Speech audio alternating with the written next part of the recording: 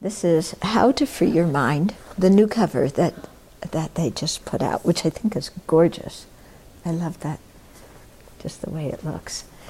Okay, How to Free Your Mind, the practice of Tara the Liberator. So Tara is one of the female manifestations of the enlightened mind. And she has many, many different forms. Sometimes we talk about the 21 Taras, sometimes the 108 Taras, and there's many more Taras beyond that too. And it's one of them, in the Tibetan community, Tara is really one of the favorite practices that many people do. And we often, in the break times when His Holiness is teaching, we chant 21 Taras many times. You know, it's a practice that many people do. And Lama Yeshe especially liked the Tara practice. He used to call her Mummy Tara, because he said, just as, you know, you go to your mummy, your mom, when you need help, when you need comfort, when you need encouragement, then you can go to Tara when you need help in your practice, and you need teachings, and you need encouragement.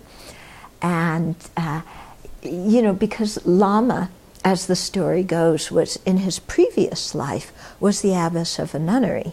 And he always had some kind of special connection with women. And he came to the West in the early days of women's liberation, so he heard all about it. So he used to talk a lot about Tara as being the really liberated woman, you know. He was saying, you know, burning your, what do you call this? That's not liberation, you know. You want to be a liberated woman, you have to get rid of your ignorance, anger, and attachment. Yeah, you have to get rid of your self-centeredness. You have to become a Buddha. That is real women's liberation. And he said women often have quick energy, and so the practice of Tara, when you do it sincerely, can bring quick results, you know. And if you do the practice, I mean, you get a lot of energy, because we do the 4 mandala offerings to practice, to Tara every month. And when you do that practice, don't you come out feeling a lot more energetic than when you went in? And a lot more kind of buoyant and enthusiastic. And there's just something about the Tara practice that's like that. Yeah. So it's a practice that I've always liked. And again, I never had really thought to write a book on Tara. But I had heard many teachings on Tara. I've done the practice for a while. And so I kind of put a lot of that together.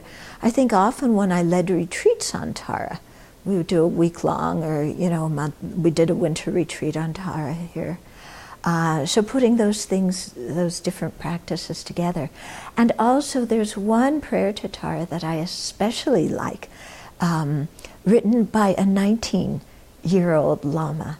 And it's so sweet, just kind of saying, you know, there's teachers, there's Buddhas, there's Bodhisattvas, there's protectors, there's all these things in the world, but actually, Tara, you're the one thing for me, that if I really focus my intention on, you know, on Tara and her wisdom and compassion and skill and her truthfulness and honesty and everything, then that's all I need.